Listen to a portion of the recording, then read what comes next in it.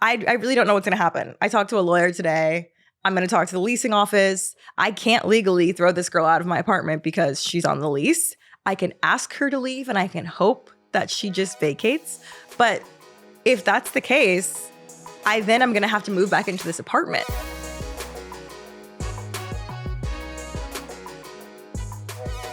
Hi, guys, and welcome back to another episode of Vulnerable. I am your host, Chelsea Vaughn, and Happy New Year, besties. We're back.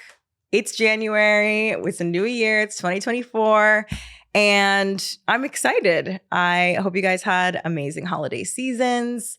I had quite an eventful one, which I'll tell you guys about later. But for this episode, I kind of just wanted to touch on my goals for the new year, talk about what my goals were last year, if I succeeded, what's rolling over to the next year, and just have a nice, fresh, happy, light, great start to the year episode. But before that, let's get the negative part out of the way. The story that I was just referring to was what happened to me over the holidays. As you guys know, I sublet my apartment to a girl who I would love to blast her full government name right now, but I'm not going to do that. I trusted this girl to move into my apartment and pay me the rent. You had one job. It was move into my apartment, pay the rent, and not stress me out. And that didn't really work out as planned, unfortunately. This girl, I talked about this on my story a little bit, but basically, I was going to sign like a sublease agreement between her and I to make sure it said like, hey, so-and-so is paying the rent. This is how much, cool, to protect myself in theory.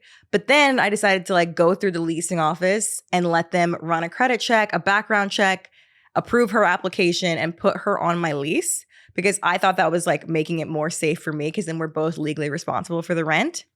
But what actually happened was now if she doesn't pay the rent, I can't do anything about it and I can't kick her out because she's legally on the lease. So worst case scenario happened and this girl decided to stop paying the rent and to ghost me. By ghost, I mean, she was just like ignoring me whenever I was like, hey, where's the rent? Hey, where's the rent? She was ignoring me for like days on end. And then she would pop back up for like one day and be like, hey, so sorry. I've been so sick. I'm just seeing all these messages. Like, I'm going to send it today when I get home from work. Then money doesn't come. 2 days later, I'm like, hey, where's the rent? Hey, where's the rent? She's like, hey, so sorry, but I actually had a death in my family. And somebody I know had a heart attack. And I have been so caught up with that I couldn't send the rent. This girl literally sent me a screenshot of her family group chat talking about the person that died. I didn't ask for this. She sent me the screenshot that said, hey, here's a screenshot just to make sure you don't think I'm lying or anything. Who says that besides people that are lying? Like, it's literally like what an ex-boyfriend would do when you like accuse him of cheating and then he just all of a sudden starts presenting all of this evidence that you didn't ask for to try to cover up his tracks. Like, I just feel like that's so sketchy. So then I'm like, hey, it's, I don't know, the 11th. Where's this rent or get out of my apartment? And she's like, okay, I'm going to send it first thing in the morning. The truth is I had a lot of car trouble and I had to spend $2,000 fixing my car and that was unexpected. And that's why I don't have the rent. And I'm like, is it car trouble, a heart attack, or the flu? Which one is it? Because it can't be all three. You're making stuff up. Like, I literally was like, if you were just an honest person and told me, hey, I'm broke, I don't have it, whatever the actual real reason is, maybe I could work with you on this.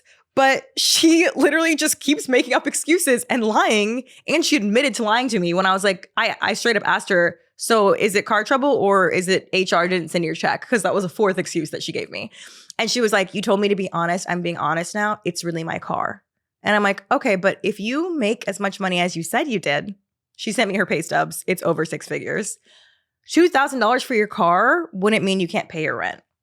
And also, I don't really care. Like, this isn't my problem. It's not my problem to pay your rent. You're a stranger. I'm so sorry if all of these things that actually happened to you, which I don't think they did, but if they did, I'm sorry you have a shitty life, but that's not my problem. You're a grown adult and I can't be paying your rent.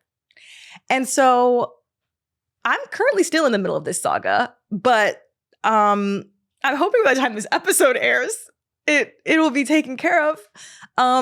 Yeah, I really don't know what's going to happen. I talked to a lawyer today. I'm going to talk to the leasing office. I can't legally throw this girl out of my apartment because she's on the lease. I can ask her to leave and I can hope that she just vacates. But if that's the case, I'm going to have to move back into this apartment because I can't have 2 leases. Like, my original plan was to have her move in, be a decent human being, pay the rent like she said she was going to. And then I was going to get my own new apartment in January or February when I moved back to New York. But now I'm afraid to sign a new lease on a new apartment because if she decides to stop paying the rent, never text me back, squat in this apartment, I can't kick her out unless I also stop paying the rent and then destroy my credit in the process. So I've been stressed. I love that I did that episode about like holiday stressors right before this. And I'm like, yeah, holidays so stressful because of family and spending money.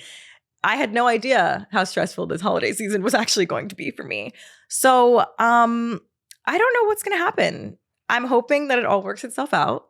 Everything works itself out in the end. And yeah, that's the current situation. But I am too terrified to sign a new lease. So I went up to New York a couple weeks ago and I was staying with my friend. And the main reason for my trip was to go look at apartments because my best friend Zola that was here, she was looking at apartments for me. And I was like, I just need to be there. Like, I just need to go sign something and then come back and move in. Because I don't want to move into a place sight unseen. People do that in New York, but I really don't want to do that. And so that was the whole reason for my trip. Like, yes, I went to a couple movie premieres while I was there, but like, that was just for fun. I came up to look at apartments. And I feel like that was just a waste now because I can't sign anything. So I'm still trying to figure out if she's just a con artist and like this was her plan all along. Like, was the plan because she sent me money. She sent me a security deposit. She sent me $2,500 so far. The rent is $3,400 for reference. But like if this is the whole plan, and you're a con artist, wouldn't you want to like, why would you send me the money? I don't know. That seems weird to me, but I guess that's a good investment. If you spend $2,500 to get free rent for a few months, then I guess that's a good investment. I don't know. I'm just like a decent human being, so I really can't fathom that somebody would plan to do this to a perfect stranger. Like, I don't know. I'm hoping that she just fell on hard times and actually means what she says and is broke and I will see the money. But I'm definitely not holding my breath. So yeah, let's talk about something happier, which is it's a new year. It's a fresh start. I love fresh starts. I love like start of the month, start of the week. That's actually why I made this podcast come out on Mondays because I'm like, I like to have something to look forward to on Mondays. It's a new week. You never know what's going to happen. So I feel like for this year, my resolutions, I don't know. I don't love to write down like specific resolutions or maybe I should say tangible, because I'm already very hard on myself as a person. And I don't want to like look at a list and be like, okay, I did 3 out of 5. I failed. Or like I didn't do everything I wanted to do. It's a failure. I'm trying to be like better about that and less hard on myself. So I haven't really written out like a resolution list last year, but I think it's more kind of like, or the last couple of years, I think it's more so like goals I have in my mind of like how I want to improve as a person kind of thing. So last year I made a vision board. I talked to you guys about it before. I think I'm going to post it too because I want to kind of just like, as I just said, I don't want to judge myself, but I do want to like look at all the things that I've done. I will only talk about the positive though. I'm not going to be like, oh, I didn't do this. That's bad. But on my vision board last year, I made it very visual. I mean, I don't know if you could see this, but I made it very visual and I put like vibes, like how I wanted to feel, places I wanted to travel, like things I want to do. Like I literally put pictures of myself on here. So in the middle, I had Sports Illustrated Swim. And then I had Vulnerable Hits 100,000 downloads. And then the top right corner is all pictures of like an Italian summer, traveling really blue water, because that's like my happy place, boats. And then in the bottom, it's like soft life, and it's like floor to ceiling windows in an apartment in New York. And then top, I had Victoria's Secret because I really wanted to do like a collab with them and work with them, because I know a lot of my friends work with them and I haven't yet. So that's like one of my dream brands. And the bottom, it says discipline is the strongest form of self-love. And it's like a selfie of me in the gym. So I guess how it all kind of panned out, this was 2023's vision board. I need to make another one because I actually really liked having this. I made it in Canva and I made it my phone background for like most of the year. So it was kind of nice, like a nice little reminder. If you listen to one of my episodes, I think it's called Rejection is Redirection. It was a solo episode I did. I talked about Sports Illustrated in detail, but I feel like me making it into the top 24 of the Sports Illustrated Swim Search is a win. Like, I feel like that means check off the vision board. Like, I put this here because I was like, okay, yeah, I want to be a swim rookie. Like, I want to make it to the end, obviously. That didn't happen. I got cut, but I still got picked. So I feel like that counts. That's a win. We're counting it. Vulnerable did hit 100,000 downloads. So hell yeah, that was amazing. That was like right in the middle. I was very focused on the podcast last year. Obviously, it was my first year of doing the podcast. So growing the YouTube, growing Instagram, growing the community, listeners, all of that was very successful. So that was definitely a win. I did get an apartment with floor to ceiling windows and have a soft life for 3 weeks.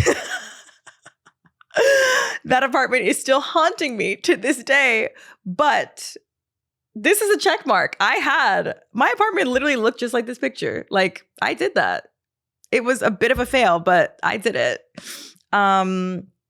Discipline and the gym was not my strong suit this year. Not gonna lie. I feel like I was just focused on other things. Not that my body and health isn't important, but I think there have definitely been years where I used to go to the gym and the classes and Pilates all the time. And I would feel bad if I like didn't make it to the gym. And I have not been able to get back to that mindset in a while. Like, it is a real struggle and a push for me to force myself to go. I think I just need to get back in the habit. Like, it's not a habit anymore. And so then it's very much dependent on like how I feel that day. And it's like, I don't ever feel like going to the gym. Like, you're not going to feel like going to the gym. You kind of just have to force yourself into it until it becomes a habit. And in 2022, I had a personal trainer, and that was really great for me because I think I just really need the consistency and somebody waiting on me to be like, oh shit, I have to show up. And I was paying for it. So that's another, helpful, what am I trying to say? It helps push you there because it's like, okay, obviously I've invested in this. I need to go. So I feel like for me, instead of doing classes sporadically, a personal trainer is what I need. And I saw differences in my body like so quickly. Like, not that's not really my goal. I kind of want to work out just for my mental health and like just to be stronger and to, not be sitting around my apartment. But all of that came with being snatched. Like, I was so muscular. I haven't been that muscular since I like played sports when I was younger. But yeah, personal training and weightlifting will get you right very quickly. So I want to get back into that. I didn't make it to Italy, but I am going to Italy this year for the first time in 2024. So this is going to be pushed a little bit. My best friend, Zola, is getting married in Italy in October. So that's going to be my first time there, and I'm really excited. But we can replace Italy in 2023 with like Ecuador. I didn't plan on going there. That was a big deal and a very big trip for me. And I also went to London for the first time. So I did a couple of countries for the first time. I mean, this was really like a travel corner. It was like, go travel and do things that make you happy kind of thing. It didn't have to be Italy. But it's going to be Italy this year. And the last thing is just working with a brand I wanted to work with. Victoria's Secret was like kind of an umbrella for a work corner for me. Like, yes, podcast was work, but I just wanted to work with brands that I admired and have looked up to since I was younger. I didn't work with Victoria's Secret in 2023. Doesn't mean it's not going to happen in 2024. But yeah, I really want to do a collab, like my own personal collab with a brand. I don't know if that would be clothing, beauty, like candles, skincare, whatever. But I want to do like Chelsea Vaughn X Victoria's Secret or whatever. Like I want to do my own capsule collection with a brand. So that's definitely a goal that I had last year that is rolling into this year because I still really want to do that. I feel like it's a cool way to kind of like experiment with being a business owner. Not that I'm not a business owner right now. Obviously, I work for myself and that is a business, but I feel like it's different in a way where like you're part of the process from the beginning. Maybe I'm just into design, but like you get to be part of the design process and choosing the fabrics and choosing the colors and creating a whole collection. Like, yes, it's a mini capsule collection, but the idea of doing all of that from start to finish, I feel like is really cool. And I don't think I want to make my own brand. Maybe. I don't know what's going to happen in the future, but I feel like it's a way to make your own little mini brand without having to start an entire company and make a brand. So that's definitely something I want to do. And then I still want to learn Spanish, guys. It is not over. While I was home for the holidays, I was very bored in Atlanta, not gonna lie. I missed New York. I missed the city. But like I live in the suburbs and it's boring and I also don't have a car. So I finally signed up for in-person Spanish lessons. And I've taken 3 and I'm trying to see if my in-person teacher will teach me virtually from New York. So I kind of want to like continue with her and do like Zoom sessions. Cause I mean, I do therapy virtually. There's really no reason why I couldn't learn Spanish virtually on Zoom. But it was cool. It was like nice to like have somewhere to go every Monday at 6 p.m. I would go to my Spanish lesson and for an hour speak to this woman. It was just me and her and we would talk. And it was only $30. It was like $30 an hour just to like sit here and have a one-on-one Spanish lesson. I feel like that's pretty good. But yeah, that was something that's been on my list, my yearly resolution list for a lot of years.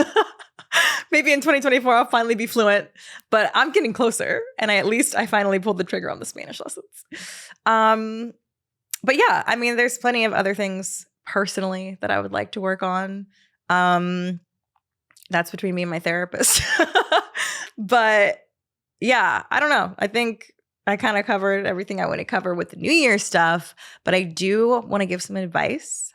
And I don't know if I ever said this on the actual podcast, but I made a new phone number that you guys can call in because, I do my like Ask Me Anythings every Sunday on my story. I do Q&As and sometimes I've done like a couple Ask Me Anything episodes. But now on the new Instagram, Vulnerable Pod, I have a voicemail. You can literally ask me anything you want. You can ask me for advice.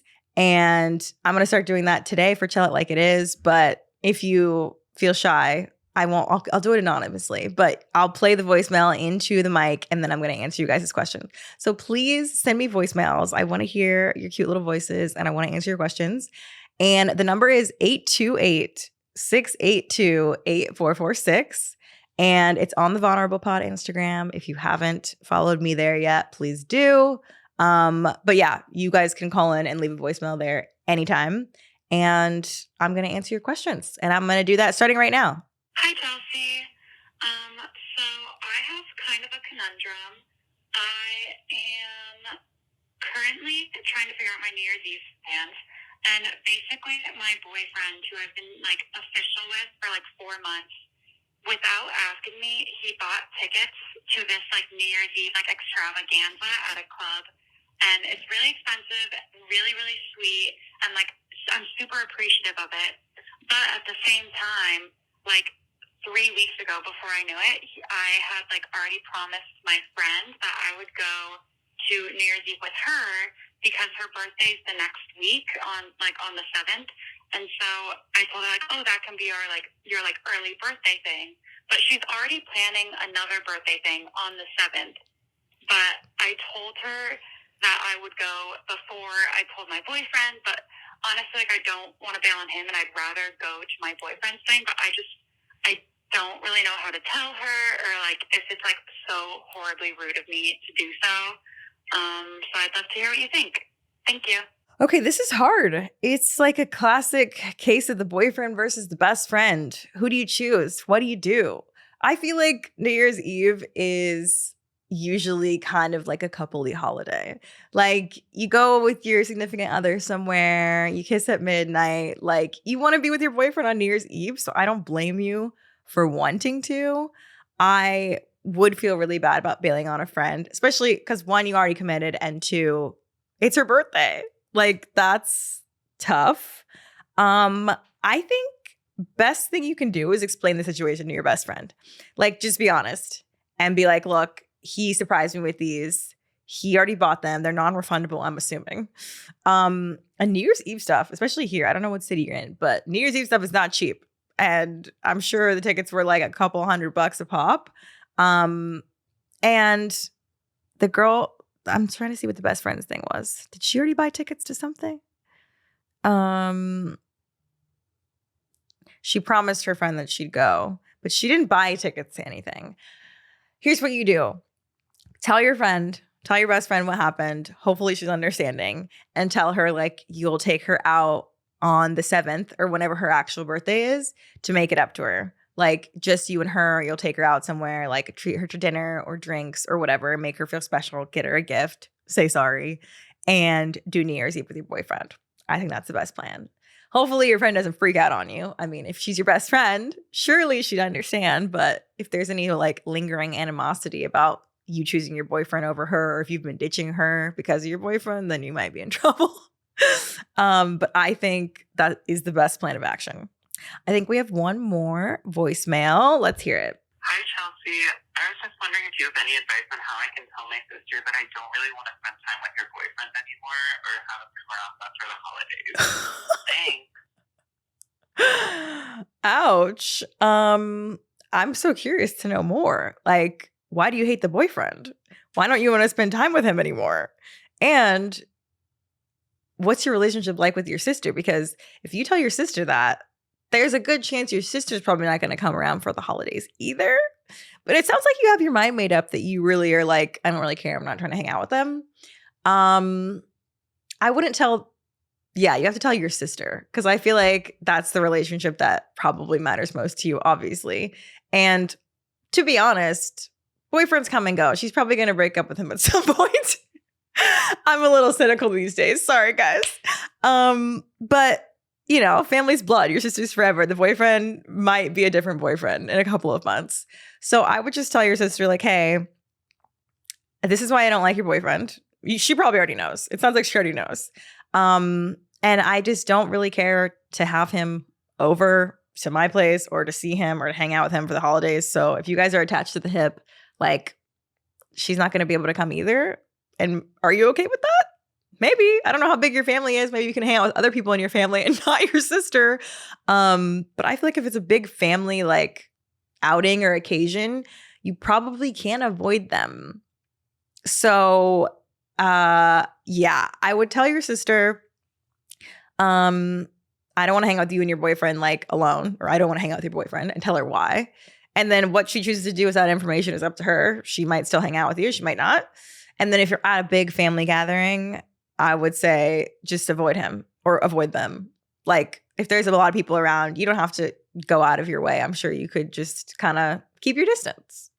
But T, call me back and let me know what the situation is. Like, why don't you like him? What's going on? Okay, yeah, I think that's where I'll wrap it up for today's episode. Please, like I said, call and leave me a voicemail because that was really fun. I want to keep doing that segment.